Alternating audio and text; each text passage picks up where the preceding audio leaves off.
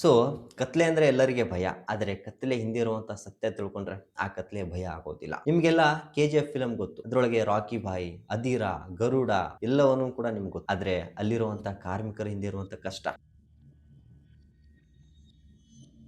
ಅವರು ಸಾವಿರಾರು ಅಡಿ ಕೆಳಗೆ ಹೋಗಿ ಬಂಗಾರವನ್ನು ತೆಗಿತಾ ಇದ್ರು. ಅದು ಮೇಲಕ್ಕೆ ಯಾವಾಗ ಬರ್ತಾರೋ ಅಂತೇಳಿ ಗೊತ್ತಿರ್ಲಿಲ್ಲ. ಟೆಕ್ನಾಲಜಿ ಅಷ್ಟಕ್ಕೊಂದು ಇರ್ಲಿಲ್ಲ. ಬಟ್ ಒಳಗ್ ಸತ್ತೋದ್ರೆ ಅಲ್ಲೇ ಮಣ್ಣು ಮಾಡ್ತಾ ಇತ್ತು. ಸೊ ಆ ಮಣ್ಣು ಮಾಡಿರುವಂತಹ ಕಾರ್ಮಿಕರ ಆತ್ಮಗಳು ಆ ನಿಜವಾಗ್ಲೂ ಅದೇ ಜಾಗದಲ್ಲಿ ಇದಾವ ಅನ್ನೋದನ್ನ ಎಕ್ಸ್ಪೀರಿಯನ್ಸ್ ಮಾಡ್ಬೇಕಂತ ಹೇಳಿ ಮಹೇಶ್ ಮತ್ತು ಸೂರಜ್ ಅನ್ನೋರು ತೀರ್ಮಾನ ಮಾಡ್ತಾರೆ. ಸೂರಜ್ ತುಂಬಾ ಇನ್ನೋಸೆಂಟ್ ಹುಡುಗ. ಅವನಿಗೆ ಹಾರರ್ ಮಿಸ್ಟ್ರಿ ಕಥೆಗಳಂದ್ರೆ ತುಂಬಾ ಇಷ್ಟ. ಅದೇ ಜಾಗಕ್ಕೆ ಭೇಟಿ ನೀಡ್ತಾನೆ. ಅದನ್ನ ಎಕ್ಸ್ಪೀರಿಯನ್ಸ್ ಮಾಡಿಬಿಟ್ಟು ಜನರಿಗೆ ಶೇರ್ ಮಾಡ್ತಾ ಇರ್ತಾನೆ. ಮಹೇಶ್ ಅನ್ನೋನು ಇವನಿಗೆ ಇತಿಹಾಸದ ಬಗ್ಗೆ ತುಂಬ ಇಷ್ಟ.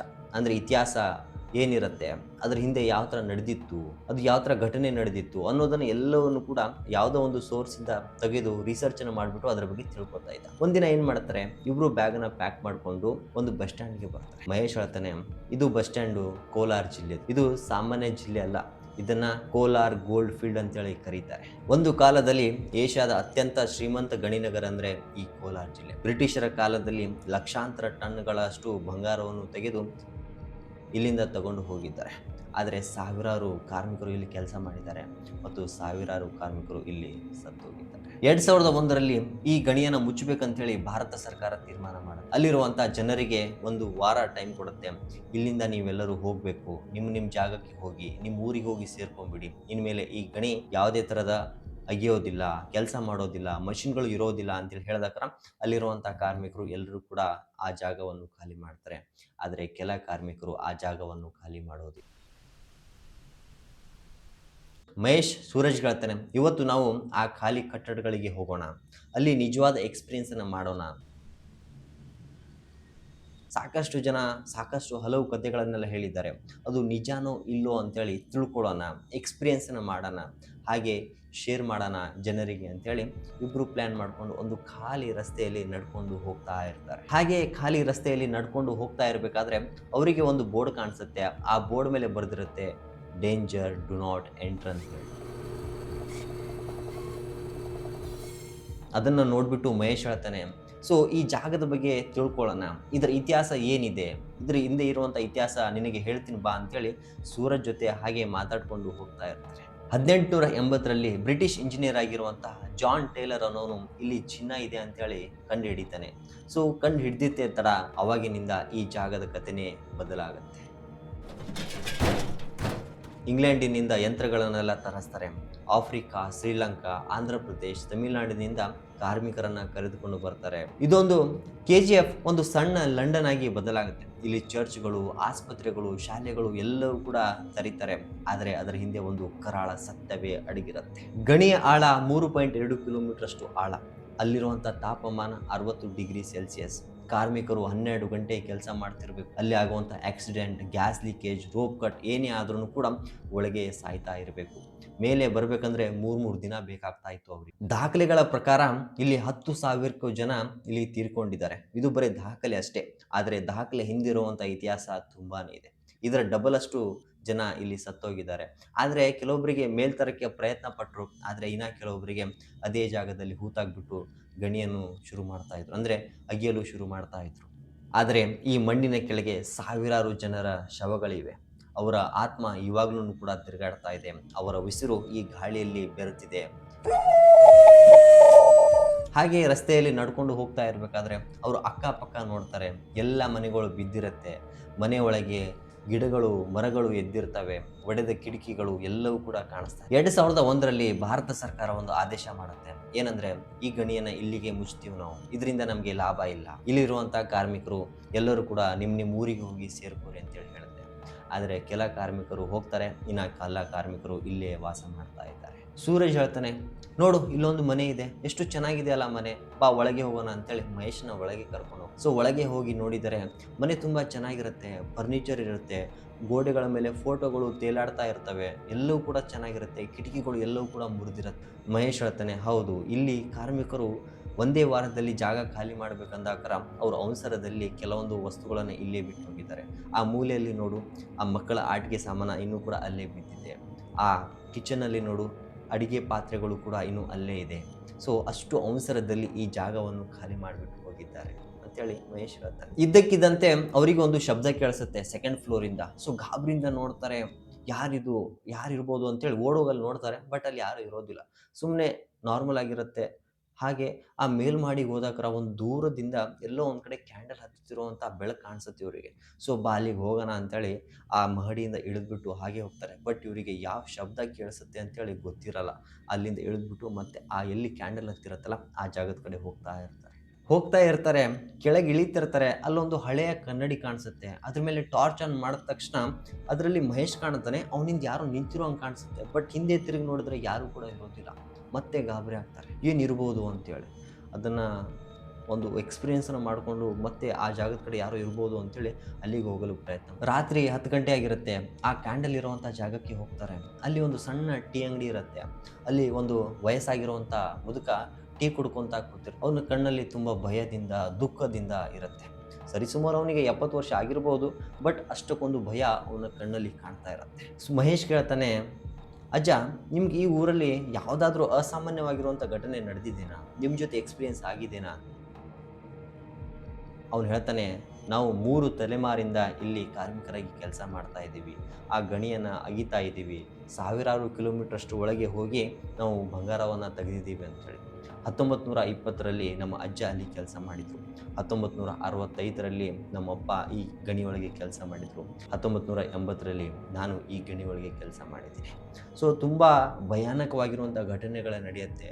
ಎಷ್ಟೋ ಕಷ್ಟಪಟ್ಟು ಆ ಬಂಗಾರವನ್ನು ತೆಗಿತೀವಿ. ಬಟ್ ಅದರಿಂದ ನಮಗೆ ಅದನ್ನು ಮುಟ್ಟುವಂಥ ಅದೃಷ್ಟ ನಮಗಿರಲ್ಲ, ಅದನ್ನು ಪಡ್ಕೊಳ್ಳುವಂಥ ಅದೃಷ್ಟ ನಮಗಿರಲ್ಲ. ತುಂಬ ಬೇಜಾರಾಗ್ತಾ ಇತ್ತು. ಬಟ್ ನಾವು ಕೆಲಸ ಮಾಡ್ತಾ ಇದ್ವಿ, ಅದರ ತಕ್ಕಂಥವ್ರು ದುಡ್ಡನ್ನು ಕೊಡ್ತಾ ಇದ್ರು ಅಂತ ಹೇಳ್ತಾನೆ. ಹೌದಾ, ಈ ಗಣಿ ಮುಚ್ಚಿ 20 ವರ್ಷ ಆಯಿತು ಇವಾಗಿನ ತನಕ. ಬಟ್ ಇಲ್ಲಿ ರಾತ್ರಿ ಹೊತ್ತು 2 ಗಂಟೆಗೆ ಏನೋ ಒಂದು ಡ್ರಿಲ್ಲಿಂಗ್ ಶಬ್ದ ಕೇಳಿಸುತ್ತೆ. ಆ ಕ್ಲಾಕ್ ಟವರ್ ಸೌಂಡ್ ಬರುತ್ತೆ, ಅಂದರೆ ಕ್ಲಾಕ್ ಸೌಂಡ್ ಬರುತ್ತೆ. ಇವನ್ನೆಲ್ಲ ಕೇಳ್ತಾನೆ. ಹೌದಾ, ನಿಜಾನಾ ಅಂತೇಳಿ ಕೇಳಿದಾಕರ ಹೌದಪ್ಪ ನಿಜ ಅಂತಲೇ ಹೇಳ್ತಾನೆ. ನನ್ನ ತಮ್ಮ ಒಬ್ಬನು ಈ ಗಣಿಯ ಒಳಗೆ ಹೋಗಬೇಕು ಅಂತೇಳಿ ತೀರ್ಮಾನ ಮಾಡ್ತಾನೆ. ಸೊ ನಾವೆಲ್ಲ ಅವನಿಗೆ ಭಾಳ ತಡೆದ್ವಿ. ಸೊ ಈ ಗಣಿ ಒಳಗೆ ಹೋಗಬೇಡ, ತುಂಬ ಡೇಂಜರ್ ಆಗಿರುವಂಥ ಗಣಿ. ಇಲ್ಲ, ನನಗೆ ಆ ಶಬ್ದ ಎಲ್ಲಿಂದ ಬರ್ತಿದೆ ಅನ್ನೋದನ್ನು ನೋಡಬೇಕು. ಇದು ಎಷ್ಟು ಮಟ್ಟಿಗೆ ನಿಜ, ಅಥವಾ ಯಾರೋ ಒಬ್ಬರು ಕಾರ್ಮಿಕರು ಇನ್ನೂ ಅಲ್ಲಿ ಕೆಲಸ ಮಾಡ್ತಿದ್ದಾರಾ ಅದನ್ನು ನಾನು ನೋಡಬೇಕು. ನಮಗೆ ಯಾಕೆ ಭಯ ಪಡಿಸ್ತಿದ್ದಾರೆ ಅಂತೇಳಿ ಅದನ್ನೆಲ್ಲ ತಿಳ್ಕೊಬೇಕಂತೇಳಿ ಅವ್ರ ತಮ್ಮ ಆ ಜಾಗಕ್ಕೆ ಹೋಗ್ತಾರೆ. ನೀವೆಲ್ಲ ತಲೆ ಕೆಡಿಸ್ಕೋಬೇಡ್ರಿ, ನಾನು ಬೆಳಗ್ಗೆ ಬರ್ತೀನಿ. ಸೊ ಇದು ಅಂತ ಕಾಮನ್ ಆಗಿರುವಂಥ ಜಾಗ ಅಲ್ವಾ ಅಂತ ಹೇಳ್ತಾರೆ.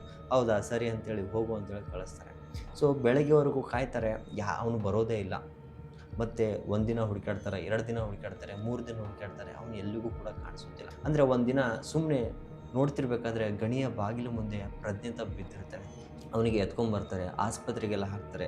ಡಾಕ್ಟರ್ ಕೇಳ್ತಾರೆ, ಏನಾಗಿದೆ ಇವನಿಗೆ? ಏನಿಲ್ಲ ಡಾಕ್ಟ್ರೆ, ಆ ಗಣಿ ಮುಂದೆ ಬಿದ್ದಿದ್ದ. ಸೊ ನಾವು ಅವನಿಗೆ ಎತ್ಕೊಂಬಂದೀವಿ, ಇಲ್ಲಿ ಹಾಸ್ಪಿಟ್ಲಿಗೆ ಹಾಕಿದ್ದೀವಿ ಅಂತೇಳಿ. ಸೊ ಹೌದಾ, ಸರಿ ಅಂತೇಳಿ ಡಾಕ್ಟ್ರು ಟ್ರೀಟ್ಮೆಂಟ್ ಮಾಡೋದು ಶುರು ಮಾಡ್ತಾರೆ. ಸೊ ಮಾಡ್ತಿರ್ಬೇಕಾದ್ರೆ ಹಾಗೆ ಡಿಸ್ಚಾರ್ಜ್ ಮಾಡ್ತಾರೆ, ಮನೆಗೆ ಕರ್ಕೊಂಬರ್ತಾರೆ. 1 ವಾರ ಕಳೆದಂತೆ ತಿರ್ಕೊಂಡ್ಬಿಡ್ತಾರೆ. ಡಾಕ್ಟ್ರಿಗೆಲ್ಲ ಕೇಳಿದ್ರು, ಏನು ಈ ಥರ ಆಯ್ತಲ್ಲ, ಹೇಗಿದು? ಗೊತ್ತಿಲ್ಲ, ನಾರ್ಮಲ್ ಈ ಥರ ಇನ್ಸಿಡೆಂಟ್ಗಳು ನಡೀತಾ ಇರುತ್ತೆ. ಬಟ್ ಆ ಜಾಗದಲ್ಲಿ ಏನೋ ಒಂದು ನೋಡಬಾರ್ದಂಥ ಘಟನೆ ನೋಡಿದ್ದಾನೆ. ಅವನ ಮನಸ್ಸಿಗೆ ತಡೆಯೋಕ್ಕಾಗಲಾರ್ದಂಥ ಘಟನೆ ನೋಡಿದ್ದಾನೆ. ಆದ್ದರಿಂದ ಅವನು ತೀರ್ ಹೋದ ಅಂತೇಳಿ. ಸೊ ಆ ಟೀ ಎಲ್ಲ ಕುಡಿದ್ಬಿಟ್ಟು ಆ ಅಜ್ಜನ ಜೊತೆ ಎಲ್ಲ ಸ್ವಲ್ಪ ಮಾತುಕತೆ ಮಾಡಿಬಿಟ್ಟು ಮತ್ತೆ ಅಲ್ಲಿಂದ ಹೊರಡಬೇಕು ಅನ್ನೋಷ್ಟರೊಳಗೆ 11:30 ಆಗಿರುತ್ತೆ. ಸೊ ಅಲ್ಲಿಂದ ಹೋಗ್ತಾ ಇರ್ತಾರೆ. ಆಮೇಲೆ ಅವ್ರು ಹೋಗುವಂಥ ಜಾಗ ಯಾವುದಪ್ಪ ಅಂದರೆ ಕ್ಯಾಂಪಿಯನ್ ರಿಲೀಫಲ್ಲಿ. ಸೊ ಕ್ಯಾಂಪಿಯನ್ ರಿಲೀಫ್ ಅನ್ನೋದು ಇದೊಂದು ಹಳೆಯ ಗಣಿ. ಸರಿಸುಮಾರು ಏನಿಲ್ಲ ಅಂದ್ರೂ ಕೂಡ 10,000 ಅಡಿಯಷ್ಟು ಅಡಿ ತಳಗಿರುವಂತಹ ಒಂದು ಗಣಿ ಇದು. ಸೊ ತುಂಬ ಆಳವಾಗಿರುವಂಥ ಗಣಿ ಅಂತಲೇ ಹೇಳ್ಬೋದು. ಸೊ ಇದು ಒಂದೇ ಗಣಿ ಅಲ್ಲ ಕ್ಯಾಂಪಿಯನ್ ರಿಲೀಫ್ ಅನ್ನೋದು. ಇದರ ಥರ ಸಾಕಷ್ಟು ಗಣಿಗಳಿದ್ದಾವೆ. ಮೈಸೂರು, ನ್ಯಾಂಡ್ರಮು, ನೊಂಡ್ರಲ್ಲು ಮತ್ತು ಕೋರ್ಮೆಂಡಲ್ ಅಂತೇಳಿ ಸಾಕಷ್ಟು ಗಣಿಗಳಿದ್ದಾವೆ. ಸೊ ಅದರೊಳಗೆ ಇದೊಂದು ಹಳೆಯ ಗಣಿ ಮತ್ತು ಅತ್ಯಂತ ಆಳವಾಗಿರುವಂಥ ಗಣಿ. ಇಲ್ಲಿ ನಾವು ತಳಗಿಳಿದು ನೋಡಿದ್ರಪ್ಪ ಅಂದರೆ ಫುಲ್ ಕತ್ಲೇನೆ ಕಾಣಿಸುತ್ತೆ. ನಾವೇನಾದರೂ ಒಂದು ಸಣ್ಣ ಕಲ್ಲು ಮೇಲಿಂದ ಬಿಸಾಕಿದ್ವಿ ಅಂದರೆ 1 ನಿಮಿಷ ಆಗುತ್ತೆ ನಮಗೆ ಅಲ್ಲಿಂದ ಒಂದು ಶಬ್ದ ಬರೋಕ್ಕೆ ಅಂತೇಳಿ ಮಹೇಶ್ ಹೇಳ್ತಾನೆ.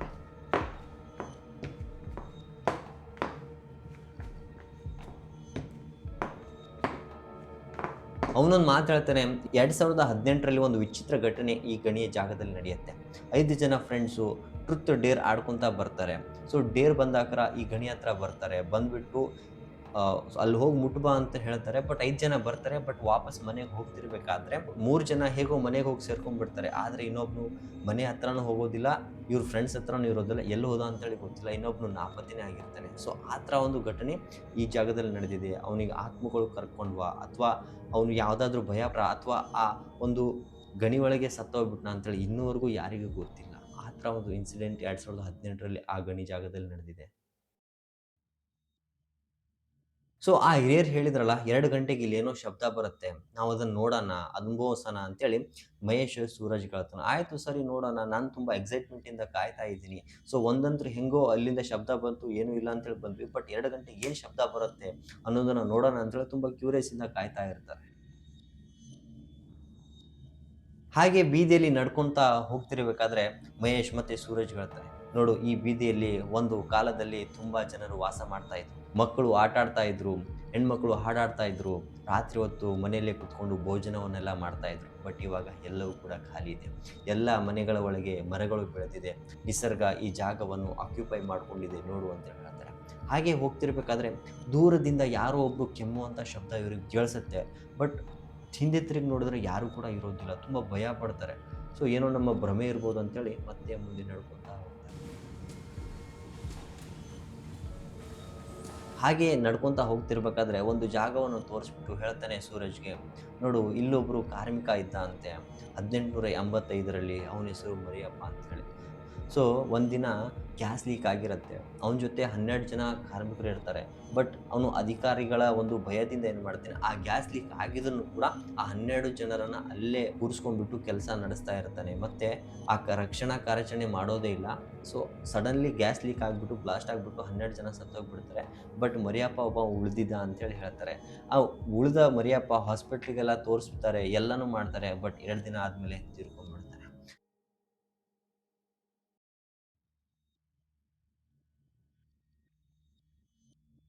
ಮರಿಯಪ್ಪ ಸತ್ತಿದ್ದಾನೆ, ಆದರೆ ಅವನ ಆತ್ಮ ಇಲ್ಲೇ ಇನ್ನೂ ಕೆಲಸ ಮಾಡ್ತಾ ಇದೆ ಅಂತೇಳಿ ಊರಿನ ಜನ ಹೇಳ್ತಾರೆ ಅಂತೇಳಿ ಸೂರಜ್ಗೆ ಹೇಳ್ತಾನೆ ಮಹೇಶ್. ಹಾಗೆ ನಡ್ಕೊಂತ ಮುಂದೆ ಹೋಗ್ತಿರ್ಬೇಕಾದ್ರೆ ಅವ್ರ ಮುಂದೆ ಬರೋದೇ ಬ್ರಿಟಿಷರ ಕಾಲದ ಹಳೆಯ ಕ್ಲಾಕ್ ಟವರ್. ಸಮಯ 12:15 ಆಗಿರುತ್ತೆ. ಮಹೇಶ್ ಹೇಳ್ತಾನೆ, ಇದು KGFನ ಕ್ಲಾಕ್ ಟವರ್. ಬ್ರಿಟಿಷರ ಕಾಲದಲ್ಲಿ ಅಂದರೆ 1902ರಲ್ಲಿ ಈ ಕ್ಲಾಕ್ ಟವರನ್ನು ಕಟ್ಟಿಸಿದ್ರು. ಈ ಕ್ಲಾಕ್ ಟವರ್ ಕಟ್ಸೋರ್ ಕಾರಣ ಏನಪ್ಪ ಅಂದರೆ, ಯಾವ ಕಾರ್ಮಿಕರು ಏನು ಕೆಲಸಕ್ಕೆ ಹೋಗ್ಬೇಕಂದ್ರೆ ಈ ಕ್ಲಾಕ್ ಟವರನ್ನು ನೋಡ್ಕೊಂಡ್ಬಿಟ್ಟು ಆ ಕೆಲಸಕ್ಕೆ ಹೋಗಬೇಕು. ಆಮೇಲೆ ಬರ್ತಿರ್ಬೇಕಾದ್ರೆ ಈ ಕ್ಲಾಕ್ ಟವರ್ 12 ಗಂಟೆ ಆದಮೇಲೆ ಒಂದು ಶಬ್ದ ಬರುತ್ತೆ. ಆ ಶಬ್ದ ಕೇಳಿಸ್ಕೊಂಡ್ಬಿಟ್ಟು ಕಾರ್ಮಿಕರು ಕೆಲಸ ಬಿಟ್ಟು ಮೇಲೆ ಬರ್ತಾ ಇದ್ರು ಅಂತೇಳಿ ಸೂರಜ್ಗೆ ಹೇಳ್ತಾನೆ. ಮತ್ತೆ ಮಹೇಶ್ ಹೇಳ್ತಾನೆ, ಈ ಗಡಿಯಾರ ನಿಂತು ಸರಿಸುಮಾರು ಏನಿಲ್ಲ ಅಂದ್ರೆ ಒಂದು 20 ವರ್ಷ ಆಗಿರ್ಬೋದು. ಬಟ್ ಇಲ್ಲೊಬ್ಬ ವಾಚ್‌ಮ್ಯಾನ್ ಕೆಲಸ ಮಾಡ್ತಾ ಇದ್ದ. ಅವನ ಹೆಸರು ರಾಜು ಅಂತೇಳಿ. ಸೊ ಸಾಮಾನ್ಯವಾಗಿ ಅವ್ರಿಗೆ 3 ಶಿಫ್ಟಲ್ಲಿ ಕೆಲಸ ಮಾಡ್ತಿರ್ತಾರೆ. ಬೆಳಗ್ಗೆ 8 ಗಂಟೆಯಿಂದ 3 ಗಂಟೆ ತನಕ, 3 ಗಂಟೆಯಿಂದ 10 ಗಂಟೆ ತನಕ, ಆಮೇಲೆ 10 ಗಂಟೆಯಿಂದ ರಾತ್ರಿ 8 ಗಂಟೆ ತನಕ ಅಂತೇಳಿ ಶಿಫ್ಟ್ ವೈಸ್ ಕೆಲಸ ಮಾಡ್ತಿರ್ತಾರೆ. ಒಂದಿನ ರಾಜು ಅವನಿಗೆ ನೈಟ್ ಶಿಫ್ಟ್ ಬಂದಿರುತ್ತೆ. ಸೊ ಇವನು ನಾರ್ಮಲ್ ಆಗಿ ಯಾವ ಥರ ಡ್ಯೂಟಿಗೆ ಬರ್ತಾನಲ್ಲ ಆ ಥರ ಬಂದಿದ್ದ. ಟಾರ್ಚ್ ಇತ್ತು, ವಾಚ್‌ಮನ್ ಡ್ರೆಸ್ ಹಾಕೊಂಡು ಬಂದಿದ್ದಂತೆ. ಅದು 2005ರಲ್ಲಿ ಬಂದಿರಬೇಕಾದ್ರೆ ಅವನಿಗೆ ಯಾವುದೋ ಒಂದು ಶಬ್ದ ಕೇಳಿಸುತ್ತೆ. ಈ ಕ್ಲಾಕ್ ಟವರ್ ಬಳಿ ಒಂದಲ್ಲ 2 ಬಾರಿ ಶಬ್ದ ಕೇಳಿಸುತ್ತೆ. ಅವ್ನು ಕ್ಲಾಕ್ ಟವರ್ ಬಳಿ ಹೋದಾಗ ಅಲ್ಲಿ ಯಾವುದೇ ಥರದ ಶಬ್ದ ಇರಲ್ಲ. ಆಮೇಲೆ ಆ ಕ್ಲಾಕಿನ ಮುಳ್ಳುಗಳು ಮುರಿದಿರುತ್ತೆ, ಸ್ಪ್ರಿಂಗ್ಗಳೆಲ್ಲ ಮುರಿದಿರುತ್ತೆ. ಬಟ್ ಶಬ್ದ ಬರ್ತಿರತ್ತೆ, ಎಲ್ಲಿಂದ ಅಂತೇಳಿ ಗೊತ್ತಾಗಲ್ಲ. ಭಯ ಪಡ್ತಿರ್ತಾನೆ. ಆಮೇಲೆ ಇನ್ನೂ ಸ್ವಲ್ಪ ಹತ್ತಿರ ಹೋಗಿ ನೋಡ್ತಿರ್ಬೇಕಾದ್ರೆ ಅವನಿಗೆ ಒಳಗಿಂದ ಯಾರೋ ಉಸಿರಾಡ್ತಿರುವಂಥ ಶಬ್ದ, ಆಮೇಲೆ ಯಾರೋ ಕೆಲಸ ಮಾಡ್ತಿರುವಂಥ ಶಬ್ದ, ಯಾರೋ ಬಡಿತಿರುವಂಥ ಶಬ್ದ ಕೇಳಿಸುತ್ತೆ. ಸೊ ಅಲ್ಲಿಂದ ಭಯ ಪಟ್ಬಿಟ್ಟು ಅವನು ಇವಾಗಿನ ತನಕ ಅವನು ಯಾವತ್ತೂ ಕೂಡ ಇಲ್ಲಿ ನೈಟ್ ಶಿಫ್ಟ್ ಕೆಲಸ ಮಾಡೋಕ್ಕೆ ಹೋಗಿಲ್ಲ. ಸೊ ಬಂದ್ರೂ ಕೂಡ ನಾನು ಕೆಲಸ ಬಿಟ್ಬಿಡ್ತೀನಿ ಹೊರತು ನಾನು ನೈಟ್ ಶಿಫ್ಟ್ ಕೆಲಸ ಮಾಡೋಣ ಅಂತೇಳಿ ತೀರ್ಮಾನ ಮಾಡಿಬಿಟ್ಟು ಬಂದಿರ್ತಾರೆ. ಹಾಗೆ ಮುಂದೆ ನಡ್ಕೊತಾ ಹೋಗ್ತಿರ್ಬೇಕಾದ್ರೆ ಕ್ಲಾಕ್ ಟವರನ್ನೆಲ್ಲ ಮುಗಿಸಿದ್ರು. ಸಮಯ 1:45 ಆಗಿರುತ್ತೆ. ಸೊ ಕ್ಯಾಂಪಿಯನ್ ರಿಲೀಫ್ ಅನ್ನೋ ಗಣಿ ಹತ್ರ ಬರ್ತಾರೆ. ಇದು ತುಂಬ ಆಳವಾಗಿರುವಂಥ ಗಣಿ. ಸೊ ಆ ಅಜ್ಜ ಹೇಳಿರೋ ಹಾಗೆ ಇಲ್ಲಿ ಏನೋ ಒಂದು ಶಬ್ದ ಬರುತ್ತಲ್ಲ, ಇನ್ನು 15 ನಿಮಿಷ ಬಾಕಿ ಇದೆ, ನೋಡೋಣ, ನೋಡಿಬಿಟ್ಟು ಹೋಗೋಣ ಅಂತೇಳಿ ಕಾಯ್ತಾ ಇರ್ತಾರೆ. ಅಲ್ಲೇ ಕೂತಿರ್ಬೇಕಾದ್ರೆ ಒಂದು ದೂರದಿಂದ ಗಾಳಿ ಬೀಸ್ತಾ ಇರುತ್ತೆ, ನಾಯಿಗಳ ಬೊಗಳುವಂಥ ಶಬ್ದ. ಕರೆಕ್ಟಾಗಿ 12 ಗಂಟೆ ಆಗುತ್ತೆ. ಅಲ್ಲಿ ಒಂದು ಕ್ಲಾಕ್ ಶಬ್ದ ಬರುತ್ತೆ, ಬೆಲ್ ಹೊಡೆಯುವಂಥ ಶಬ್ದ ಬರುತ್ತೆ, ಆಮೇಲೆ ಮೆಟಾಲಿಕ್ ಟೂಲ್ಸ್ಗಳು ಹೊಡಿತಿರುವಂಥ ಶಬ್ದ ಕೇಳಿಸುತ್ತೆ. ತುಂಬ ಭಯ ಆಗ್ತಾರೆ. ಅಯ್ಯಪ್ಪ ಏನಿದು ಈ ಥರ ಒಂದು ಶಬ್ದ ಬರ್ತಿದೆಯಲ್ಲ ಅಂಥೇಳಿ ಅಲ್ಲಿಂದ ಎದ್ದುಬಿಟ್ಟು ಮತ್ತೆ ಓಡೋಗ್ತಾರೆ.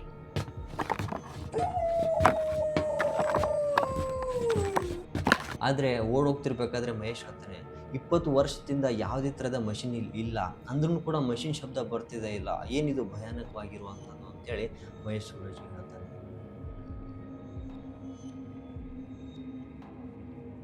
ಸೊ ಹಾಗೆ ಓಡ್ಕೊಂತ ಬರ್ತಿರ್ಬೇಕಾದ್ರೆ ಸಮಯ 2:30 ಆಗಿರುತ್ತೆ. ಅವರಿಗೊಂದು ಬಿಲ್ಡಿಂಗ್ ಕಾಣಿಸುತ್ತೆ. ಆ ಬಿಲ್ಡಿಂಗ್ ಇತಿಹಾಸ ಮಹೇಶ್‌ಗೆ ಎಲ್ಲ ಗೊತ್ತಿರುತ್ತೆ. ಸೊ 1920ರಲ್ಲಿ ಇಲ್ಲೊಬ್ಬವ ಬ್ರಿಟಿಷ್ ಅಧಿಕಾರಿ ವಾಸ ಮಾಡ್ತಾ ಇದ್ದ. ಅವನ ಹೆಸರು ರಾಬರ್ಟ್ ಸ್ಮಿತ್ ಅಂತ ಹೇಳಿ. ಅವನು ತುಂಬ ಕ್ರೂರವಾಗಿರುವಂಥ ವ್ಯಕ್ತಿ. ಅಂದರೆ ಕಾರ್ಮಿಕರನ್ನ ತುಂಬ ಕಷ್ಟ ಕೊಡ್ತಿದ್ದ. ಅವ್ರಿಗೆ ಕೆಲಸ ಮಾಡಿಸ್ತಾ ಇದ್ದ. ಅವ್ರ ಟೈಮ್ ಆಗಿದ್ರೂ ಕೂಡ ಕರೆಕ್ಟ್ ಟೈಮಿಗೆ ಬಿಡ್ತಾ ಇರಲಿಲ್ಲ. ಬೇಗನೆ ಕರ್ಸ್ಕೊತಾ ಇದ್ದ. ಆಮೇಲೆ ಸತ್ತವರ ವರದಿನೂ ಕೂಡ ಕರೆಕ್ಟಾಗಿ ಕೊಡ್ತಾ ಇರಲಿಲ್ಲ. ಸೊ ಯಾಕೆಂದರೆ ಅವನಿಗೆ ಒಟ್ಟು ಕೆಲಸ ಆಗಬೇಕು, ಬಂಗಾರ ಜಾಸ್ತಿ ತೆಗಿಬೇಕು ಅನ್ನೋ ಒಂದು ಹಠ ಇತ್ತು, ಮತ್ತು ಇನ್ನೂ ಒಂದು ಆಸೆ ಭಾಳ ಇತ್ತು ಅಂಥೇಳಿ ಮಹೇಶ್ ಹೇಳ್ತಾನೆ. ಹೌದಾ ಅಂಥೇಳಿ ಹಾಗೆ ನಡ್ಕೊತ ಹೋಗ್ತಿರ್ಬೇಕಾದ್ರೆ ಟಾರ್ಚ್ ಆನ್ ಮಾಡಿಕೊಂಡು ಆ ಬಿಲ್ಡಿಂಗ್ ಒಳಗೆ ಹೋಗ್ತಾರೆ. ತುಂಬ ಚೆನ್ನಾಗಿರುವಂಥ ಬಿಲ್ಡಿಂಗ್ ಕಾಣಿಸುತ್ತೆ. ಗೋಡೆ ಮೇಲೆ ಯಾವುದೋ ಒಂದು ಫೋಟೋ ನೇತಾಕಿರೋ ಅಂದಂಗೆ ಕಾಣಿಸುತ್ತೆ. ಆವಾಗ ಸೂರಜ್ ಹೇಳ್ತಾನೆ, ಇದೇ ಅಲ್ವಾ ಅವನು ರಾಬರ್ಟ್ ಸ್ಮಿತ್ ಫೋಟೋ ಇರಬಹುದು. ಆದರೆ ಅಲ್ಲಿ ಒಂದು ಶಾಕಿಂಗ್ ಘಟನೆ ಅವರಿಗೆ ಕಾಣಿಸುತ್ತೆ. ಒಂದು ಶಾಕಿಂಗ್ ಮಾರ್ಕ್ ಕಾಣಿಸುತ್ತೆ. ಏನಂದರೆ ಆ ರಾಬರ್ಟ್ ಸ್ಮಿತ್ ಕಣ್ಣು ಮತ್ತು ಬಾಯಿನ ಯಾರೋ ಕ್ರೂರಿಯಾಗಿ ಕಚ್ಚಿರೋ ಹಾಗೆ ಕಾಣಿಸುತ್ತೆ. ಬಟ್ ಮಹೇಶ್ ಹೇಳ್ತಾನೆ, ಈ ಜಾಗದಲ್ಲಿ ಸಾಮಾನ್ಯವಾಗಿ ಯಾರೂ ಬರೋದಿಲ್ಲ. ಯಾಕಂದರೆ ಈ ಜಾಗ ತುಂಬ ಹಾಂಟೆಡ್ ಪ್ಲೇಸ್ ಅಂತೇಳಿ ಕರೀತಾರೆ. 1920ರಿಂದ 1947 ತನಕ ಆ ವ್ಯಕ್ತಿ ಇಲ್ಲಿ ವಾಸವಾಗಿದ್ದ. 1947ರಲ್ಲಿ ನಮಗೆ ಸ್ವಾತಂತ್ರ್ಯ ಸಿಕ್ತು. ಅವನಿಗೆ ಹೋಗಂದ್ರೂ ಕೂಡ ಹೋಗೋಕ್ಕೆ ಯಾರೂ ಬಿಡಲಿಲ್ಲ. ಅಂದರೆ ಹೋಗಲಿಲ್ಲ, ಅವನು ಇಲ್ಲೇ ಜಾಗ ಉಳಿದಿದ್ದ. ಯಾಕಂದರೆ ಅವನು ಎಷ್ಟು ಕಷ್ಟ ಕೊಟ್ಟಿದ್ದಲ್ಲ ಕಾರ್ಮಿಕರು, ಅವರ ಆತ್ಮಗಳು ಅವನಿಗೆ ಹೋಗೋಕ್ಕೆ ಬಿಡಲಿಲ್ಲ ಅಂಥೇಳಿ ಈ ಊರಿನ ಜನ ಹೇಳ್ತಾರೆ ಅಂಥೇಳಿ ಮಹೇಶ್ ಹೇಳ್ತಾನೆ. ಹೌದಾ, ಆಮೇಲೆ ಆ ಆತ್ಮಗಳು ಅವನಿಗೆ ಕ್ರೂರಿಯಾಗಿ ಒಂಟಿಯಾಗಿ ಸಾಯಿಸಿಬಿಟ್ರು ಅನ್ನೋದನ್ನು ಕೂಡ ಹೇಳ್ತಾರೆ ಅಂತಾರೆ. ಸೊ ಹಾಗೆ ನೋಡ್ತಿದ್ರು, ಅವನಿಗೊಂದು ಬಾಯಿ ಕಚ್ಚಿರುವಂಥದ್ದು, ಕಣ್ಣು ಕಚ್ಚಿರುವಂಥದ್ದೆಲ್ಲ ಕಾಣಿಸುತ್ತೆ. ಹಾಗೆ ನೋಡ್ತಿರ್ಬೇಕಾದ್ರೆ ಮೇಲೆ 2ನೇ ಫ್ಲೋರಿಂದ ಯಾರಿಗೋ ಒಂದು ಶಬ್ದ ಬರುತ್ತೆ, ಯಾರೋ ಓಡಾಡ್ತಿರುವಂಥ ಶಬ್ದ. ಅದನ್ನು ನೋಡಿಬಿಟ್ಟು ಮಹೇಶ್ ಏನು ಮಾಡ್ತಾನೆ, ಬಾ ಅಲ್ಲಿಗೆ ಹೋಗೋಣ. ಬಟ್ ಸೂರಜ್ ಹೇಳ್ತಾನೆ, ಬೇಡ, ಹೋಗೋದು ಬೇಡ, ತುಂಬ ಡೇಂಜರ್ ಜಾಗ ಇದು, ನಮ್ಮ ಪ್ರಾಣಕ್ಕೆ ಕುತ್ತಾಗ್ಬೋದು. ಇಲ್ಲ, ಹೆಂಗಾದರೂ ಬರೋದು ಬಂದಿದ್ದೀವಿ, ಬಾ ಮೇಲೆ ಹೋಗೋಣ ಅಂತೇಳಿ ಟಾರ್ಚನ್ನ ಇಟ್ಕೊಂಡು ಮತ್ತೆ ಮೇಲೆ ಓಡ್ಕೊತ ಹೋಗ್ತಾರೆ. ಬಟ್ ಅಲ್ಲಿ ಫುಲ್ ಧೂಳಿಂದ ತುಂಬಿಕೊಂಡಿರುತ್ತೆ, ಏನೂ ಕೂಡ ಕಾಣಿಸೋದೇ ಇಲ್ಲ. ಬಟ್ ಆದರೆ ಅಲ್ಲಿ ಆ ಧೂಳು ತುಂಬಿರುವಂಥ ಜಾಗದಲ್ಲಿ ಹೊಸ ಹೆಜ್ಜೆ ಗುರುತು ಕಾಣಿಸುತ್ತೆ. ನೋಡಿ, ಇಲ್ಲಿ ಯಾರೋ ಓಡಾಡ್ತಿರುವಂಥ ಜಾಗ ಕಾಣಿಸಿದೆಯಲ್ಲ, ಸೊ ಇಲ್ಲಿ ಯಾರೋ ಓಡಾಡ್ತಿದ್ದಾರೆ ಅಂತೇಳಿ ಹೇಳ್ತಾರೆ. ಸೊ ಹಾಗೆ ಅದನ್ನು ನೋಡಿಬಿಟ್ಟು ಮತ್ತೆ ಯಾರೋ ಅವ್ರ ಹಿಂದೆ ನಿಂತಿರೋ ಹಂಗೆ ಕಾಣಿಸುತ್ತೆ. ಬಟ್ ಯಾರೂ ಇರಲ್ಲ, ಯಾರು ಕೂಗ್ದಂಗೆ ಅನಿಸುತ್ತೆ, ಯಾರು ಕೂಡ ಅಲ್ಲಿ ಯಾವ ವ್ಯಕ್ತಿನೂ ಕೂಡ ಇರೋದು. ಸೊ ಇದೂ ಜಾಗ ಭಾಳ ಡೇಂಜರ್ ಇದೆ ಅಂತೇಳಿ ಅಲ್ಲಿಂದ ಆ ಜಾಗವನ್ನು ಹಿಡಿದು ಹಾಗೆಯೇ ಹೋಗ್ತಿರ್ಬೇಕಾದ್ರೆ ಅವರಿಗೆ ಒಬ್ಬಳು ಮುದುಕಿ ಸಿಗ್ತಾಳೆ.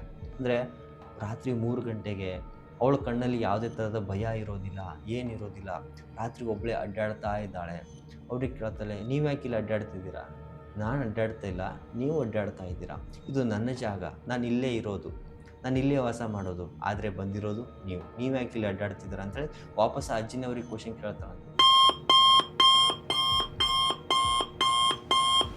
ಅವಾಗ ಮಹೇಶ್ ಮತ್ತು ಸೂರಜ್ ಹೇಳ್ತಾರೆ, ಇಲ್ಲ, ನಾವು ಈ ಥರ ಒಂದು ಘಟನೆ ನೋಡಬೇಕು ಅಂತೇಳಿ ಬಂದ್ವಿ. ಹೌದಾ ಅಂತೇಳಿ ನಗುತ್ತಾ ಹೇಳ್ತಾಳೆ. ಸೊ ನಿಮ್ಮ ಜೊತೆನೂ ಈ ಥರ ಘಟನೆಗಳು ನಡೆದಿದೆ ಅಂತಾಳೆ. ಹೌದು, ನಡೆದಿದೆ, ಸಾಕಷ್ಟು ಘಟನೆಗಳು ದಿನ ನಡೀತಿರ್ತವೆ, ನಾವು ದಿನ ನೋಡ್ತೀವಿ. ಬಟ್ ಎಲ್ಲ ಊರಿನವರೆಲ್ಲ ಖಾಲಿ ಮಾಡ್ಕೊಂಡು ಊರು ಬಿಟ್ಟು ಹೋಗಿದ್ದಾರೆ. ಬಟ್ ನೀವ್ಯಾಕೆ ಇಲ್ಲಿ ಒಬ್ಬರೇ ಒಂಟಿಯಾಗಿ ವಾಸ ಮಾಡ್ತಿದ್ದೀರಾ? ಆ ಊರವ್ರ ಜೊತೆ ಹೋಗಿ ಸೇರ್ಕೋಬೇಕಂದಾಕರ. ಇಲ್ಲ, ನನ್ನ ಗಂಡ ಇಲ್ಲೇ ಇದ್ದಾನೆ, ಅದ್ರ ಸಂಬಂಧ ನಾನು ಇಲ್ಲೇ ಇದ್ದೀನಿ ಅಂತೇಳಿ. ಹೌದಾ, ಎಲ್ಲಿದ್ದಾನೆ ನಿಮ್ಮ ಗಂಡ? ಕಾಣಿಸ್ತಾನೆ ಇಲ್ಲ. 1975ರಲ್ಲಿ ಗಣಿ ಕೆಲಸ ಮಾಡ್ತಾ ಇರಬೇಕಾದ್ರೆ ಅವನ ಎದೆ ಮೇಲೆ ಕಲ್ಲು ಬಿದ್ದು ಅವನಲ್ಲೇ ಸತ್ತೋಗ್ಬಿಟ್ಟ. ಸೊ ಸತ್ತ ಕೆಲ ದಿನಗಳಾದಮೇಲೆ ನನ್ನ ಮನೆ ಮುಂದೆ ನಿಂತಿದ್ದ, ಗಣಿ ಬಟ್ಟೆ ಹಾಕ್ಕೊಂಡು ನನಗೆ ಕೈ ಮಾಡ್ತಾ ಇದ್ದ. ಸೊ ನಾನು ಭಯ ಪಡಲಿಲ್ಲ, ತುಂಬ ಧೈರ್ಯದಿಂದ ಅವನಿಗೆ ನೋಡ್ತಾ ಇದ್ದೆ. ಹೌದಾ, ಅದು ಒಂದೇ ದಿನನಾ? ಮತ್ತು ಯಾವುದು ಬೇರೆ ದಿನ ಬರಲಿಲ್ವಾ ಅಜ್ಜಿ ಅಂತೇಳಿ ಕೇಳಿದಾಗ ಆ ಅಜ್ಜಿ ನಕ್ಕೊಂತ ಮತ್ತೆ ಹೇಳ್ತಾಳೆ, ಹೌದು, ಪ್ರತಿ ಅಮಾವಾಸ್ಯೆ ಬರ್ತಾನೆ, ನನಗೆ ಕೈ ಮಾಡ್ತಾನೆ, ನನ್ನ ಮಕ್ಕಳಿಗೆ ನೋಡ್ತಾನೆ, ನನ್ನ ಮೊಮ್ಮಕ್ಕಳಿಗೆ ನೋಡಿಬಿಟ್ಟು ಹಾಗೆ ಹೋಗಿ. ಸೊ ಇವರಿಗೆ ಅಲ್ಲಿ ಏನು ನಡೀತಿದೆ ಅಂತೇಳಿ ಗೊತ್ತಿಲ್ಲ. ಆ ಅಜ್ಜಿ ಏನು ಕತೆ ಹೇಳ್ತಿದ್ದಾಳೆ ಅಂತೇಳಿ ಅರ್ಥ ಆಗ್ತಿರಲ್ಲ, ಆದರೆ ಭಯ ಆಗ್ತಿರುತ್ತೆ ಅವರಿಗೆ. ಸೊ ಒಂದೊಂದು ಸೀನ್ಗಳು, ಒಂದೊಂದು ಘಟನೆಗಳು, ಒಬ್ಬೊಬ್ರು ಹೇಳೋವಂಥ ಕಥೆಗಳು ಇವರಿಗೆ ತಲೆ ಚಿಟ್ಟಿಡ್ತಾ ಹೋಗುತ್ತೆ. ಸೊ ನಾವು ಯಾಕಾದ್ರೂ ಈ ಜಾಗಕ್ಕೆ ಬಂದಿದ್ದೀವಿ ಅನ್ನೋ ಥರ ಅವರಿಗೆ ಫೀಲ್ ಆಗ್ತಾ ಇರುತ್ತೆ. ಸೊ ಇದನ್ನೆಲ್ಲ ಕೇಳಿಬಿಟ್ಟು ಸಾಕು, ಇನ್ಮೇಲೆ ಹೋಗೋಣ.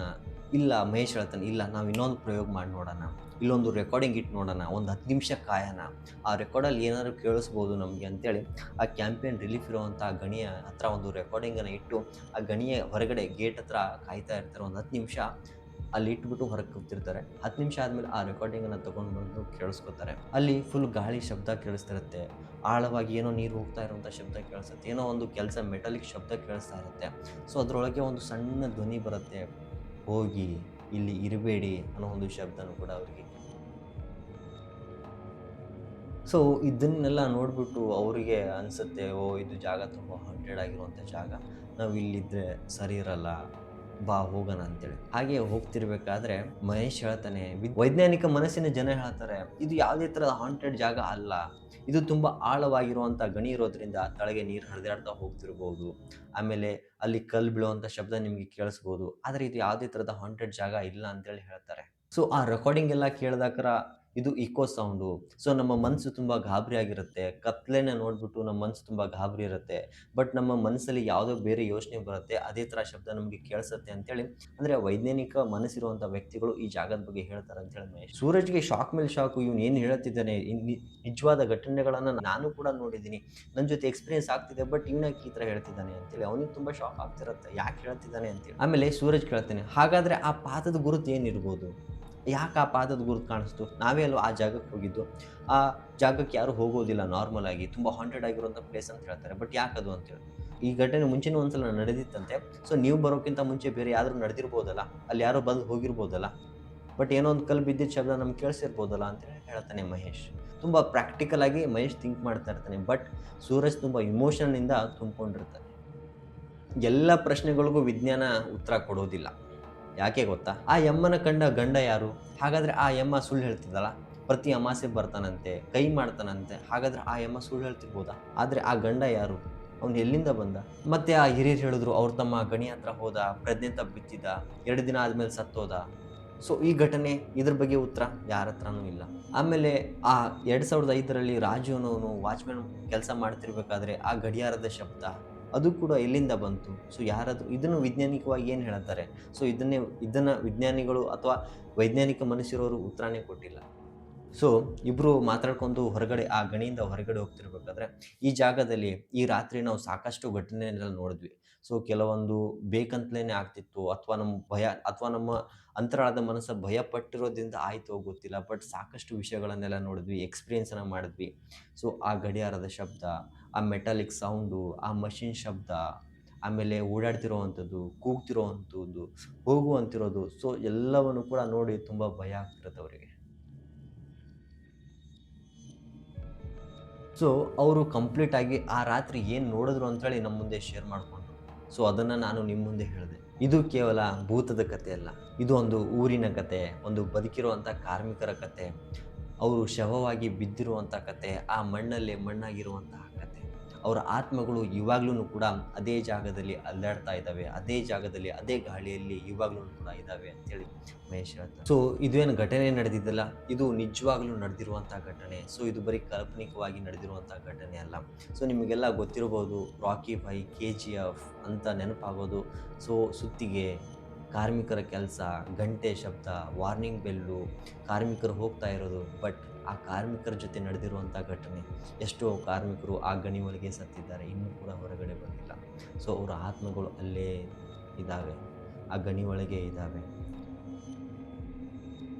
ಅವರ ಕುಟುಂಬಗಳು ಎಲ್ಲಿ ಹೋಗಿದೆ ಅಂತೇಳಿ ಗೊತ್ತಿಲ್ಲ, ಅವ್ರು ಎಲ್ಲಿದ್ದಾರೆ ಅಂತೇಳಿ ಗೊತ್ತಿಲ್ಲ, ಅವರ ಸಮಾಧಿ ಎಲ್ಲಿದೆ ಅಂತೇಳಿ ಗೊತ್ತಿಲ್ಲ, ಆದ್ರೂ ಕೂಡ ಅಲ್ದಾಡ್ತಾ ಇದ್ದಾವೆ ಪರದೇಶಿ ಥರ. ಸೊ ಇದು ತುಂಬ ಹಾರರ್ ಆಗಿರುವಂಥ ಸ್ಟೋರಿ. ಇದೇ ಥರ ಸಾಕಷ್ಟು ಹಾರರ್ ಆಗಿರುವಂಥ ಸ್ಟೋರಿನ ನಾನು ನಿಮ್ಮ ಮುಂದೆ ಶೇರ್ ಮಾಡ್ಕೊಳ್ಳೋಕ್ಕೆ ಇಷ್ಟಪಡ್ತೀನಿ. ಸೊ ನಿಮ್ಮ ಜೊತೆ ಯಾವುದಾದ್ರೂ ಈ ಥರ ಒಂದು ಘಟನೆ ನಡೆದಿದೆಯಾ, ನನ್ನ ಮುಂದೆ ಶೇರ್ ಮಾಡ್ಕೊಳ್ಳಿ.